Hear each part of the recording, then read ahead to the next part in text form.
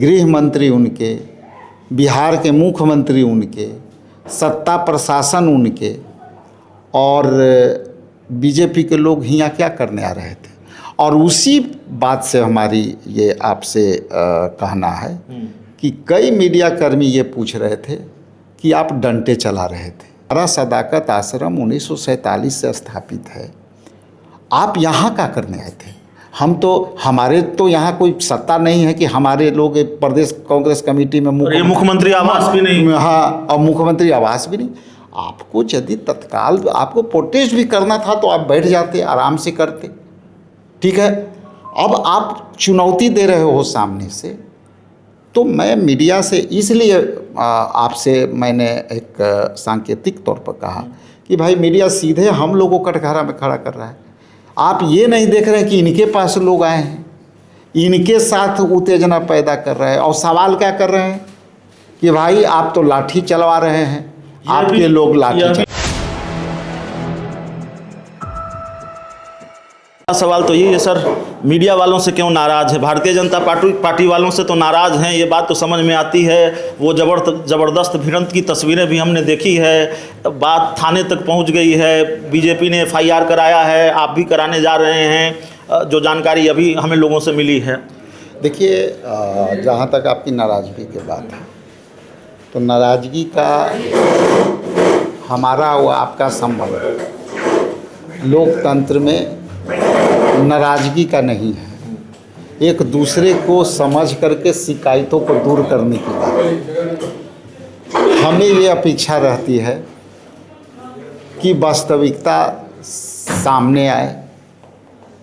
कई बार कल जो घटना घटी, इसमें लगातार मीडिया से हम लोग से पूछी जा रही थी, हम लोग से सवाल की जा रही थी जी। जबकि न मेरी सत्ता है, मैं विपक्ष में हूँ, सरकार उनकी, लाठी उनकी, हाँ, कांग्रेस ने पुलिस उनकी, केंद्र में प्रधानमंत्री उनकी, इसके बाद गृह मंत्री उनके, बिहार के मुख्यमंत्री उनके, सत्ता प्रशासन उनके, और बीजेपी के लोग यहाँ क्या करने आ रहे थे। और उसी बात से हमारी ये आपसे कहना है कि कई मीडिया कर्मी ये पूछ रहे थे कि आप डंडे चला रहे थे, आपके लोग डंडे चला रहे थे, आपके लोग गुंडे के तरह व्यवहार कर रहे थे। आपने वस्तु स्थिति को देखा नहीं। यहाँ हमारा सदाकत आश्रम 1947 से स्थापित है, आप यहाँ क्या करने आए थे। हमारे तो यहाँ कोई सत्ता नहीं है कि हमारे लोग प्रदेश कांग्रेस कमेटी में मुख्यमंत्री आवास भी नहीं। हाँ, और मुख्यमंत्री आवास भी नहीं।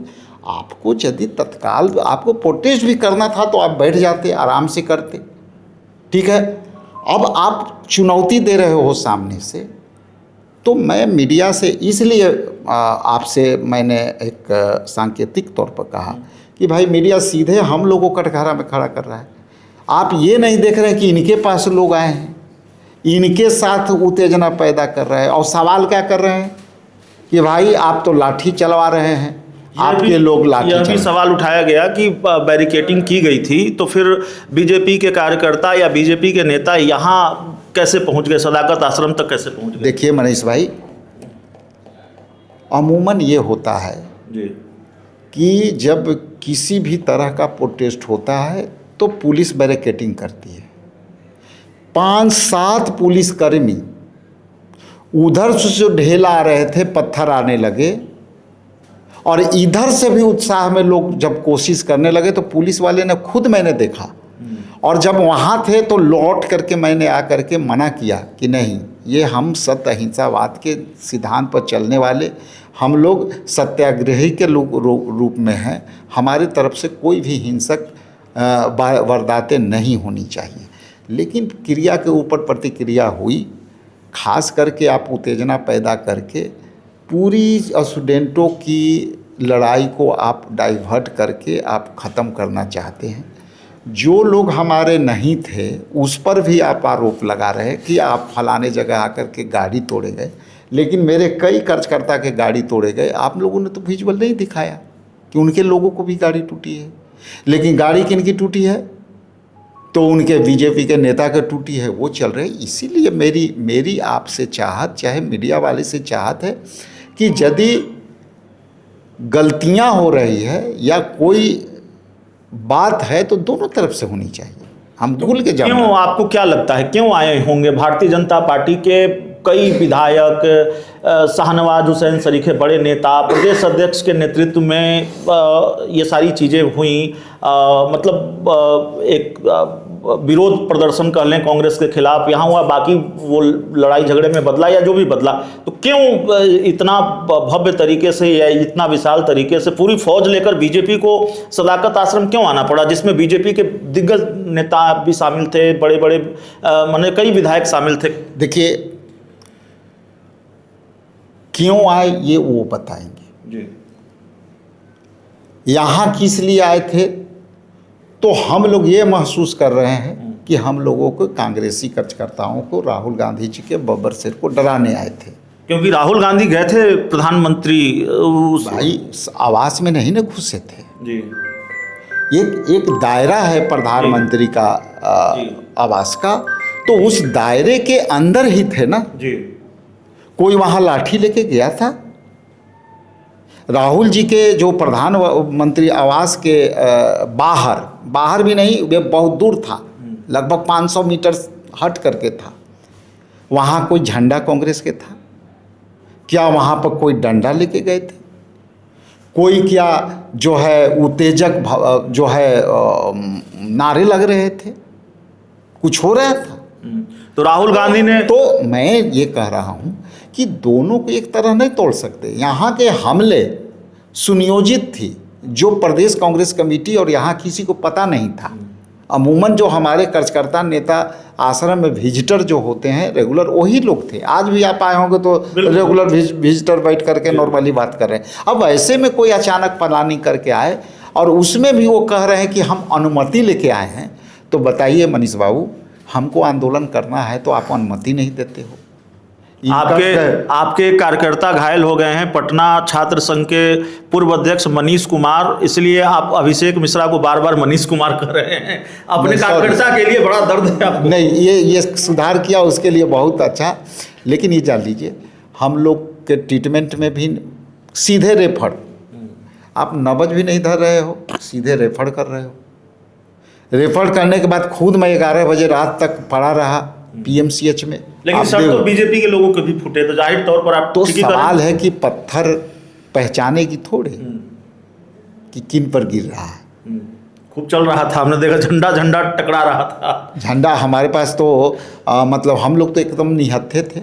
आप यहाँ आए हो, बता के तो आए नहीं हो। बिल्कुल नहीं आए हैं, ठीक है ना। तो उसी तरह वो लोग तो बता के आए नहीं। यदि बता के आते तो हम भी तैयारी करते। ये तो जो भी हुआ अपने बचाव में हुआ। अब थाना में जा रहे हैं आप?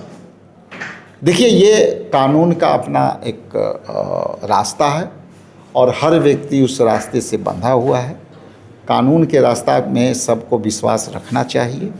उसमें हमने जैसा कहा कि सत्य अहिंसा के रास्ते पर चलने वाले हम हिंसा को कभी जायज़ नहीं ठहरा सकते, चाहे वो शाब्दिक हिंसा हो, चाहे शारीरिक हिंसा हो। हम हिंसा को जायज़ नहीं ठहरा सकते।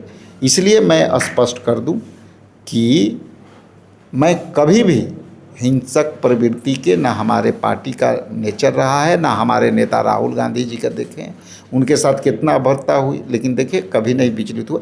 मैं आपके चैनल के माध्यम से इतना ही कहना चाहता हूँ कि आप यदि प्रोटेस्ट करते हो तो आप दायरे में रह के करो। यदि मैं प्रोटेस्ट करता हूँ तो मैं भी दायरा में करके रहूँगा, लेकिन किसी के कार्यालय में हमला करोगे तो उसकी प्रतिक्रिया होती है जो कल की प्रतिक्रिया। आखिरी सवाल हमारा है, चूँकि आप जाहिर तौर पर सिर्फ पार्टी के प्रदेश अध्यक्ष नहीं हैं, बल्कि कई सालों से बिहार की राजनीति को देखते समझते हैं। बांकीपुर में दिल्ली से पटना तक जो प्रोटेस्ट हो रहा है छात्रों का, नीट के पेपर लीक का मामला है, कल पटना में भी हुआ और बहुत विशाल तरीके से हुआ। क्या बांकीपुर चुनाव में वो मुद्दा है? और भारतीय जनता पार्टी, ये केंद्र सरकार से मांग की जा रही है कि भाई आप शिक्षा मंत्री का इस्तीफा लीजिए या शिक्षा मंत्री इस्तीफा दें। इस्तीफा नहीं हुआ तो बीजेपी गंवा देगी बांकीपुर, बड़ा असर होगा। ये माहौल पूरे देश में जो है एक माहौल अलग सा बना है। उस माहौल में युवा काफ़ी एग्रेसिव हुआ है, खास करके नीट पेपर को लेकर के। और नीट पेपर यदि हुआ 150 और 52 बार हुए, अब छात्र चाहते थे कि आप निष्पक्ष जांच करके कार्रवाई कर दो। और जो शिक्षा मंत्री खुद स्वीकार कर चुके हैं कि नहीं, हमारे विभाग के तरफ से हमारा फेलियर रहा है, इस पर हम कार्रवाई करेंगे। तो कार्रवाई के आधार पर आप अब जब सत्ता से बाहर थे तो नैतिकता के आधार पर कई बार आप बोलते थे कि इनको देना चाहिए। हमारे रेल मिनिस्टर ने उस ज़माने में नैतिकता के आधार पर खुद केंद्रीय मंत्री से इस्तीफा दिया था। तो ये लोकतंत्र में अस्थाई कुछ भी नहीं है। जनता के यदि और स्टूडेंट के यदि कोई डिमांड्स हैं तो उनको सुन लो। कौन इतना करता है? आप इतना लड़ रहे हो, इतना ऊर्जा बर्बाद कर रहे हो, एक लाइन की तो बात है कि शिक्षा मंत्री इस्तीफा दो। बांकीपुर में है असर इसका?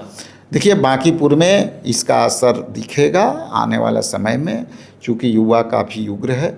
और हम आपके चैनल के माध्यम से इतना ज़रूर कहेंगे कि छात्रों के मांग पर सरकार को बहुत गंभीरता से विचार करना चाहिए, ताकि छात्र एक चीज़ मांग रहा है, वही छात्र, कई आपके ऐसे विजुअल आ रहे हैं जो कहते हैं कि खुद हम अंधभक्त थे, खुद हम बीजेपी के समर्थक थे, आज हमें खुद अच्छा नहीं लग रहा है, हम खुद विरोध करते हैं। तो वो अपने जो आपके अंधभक्त थे या आपके समर्थक थे, उनकी तो बात सुन लीजिए। चलिए, हमारे साथ कांग्रेस के प्रदेश अध्यक्ष राजेश राम थे। इस पूरी रिपोर्ट में इतना ही। बहुत बहुत धन्यवाद।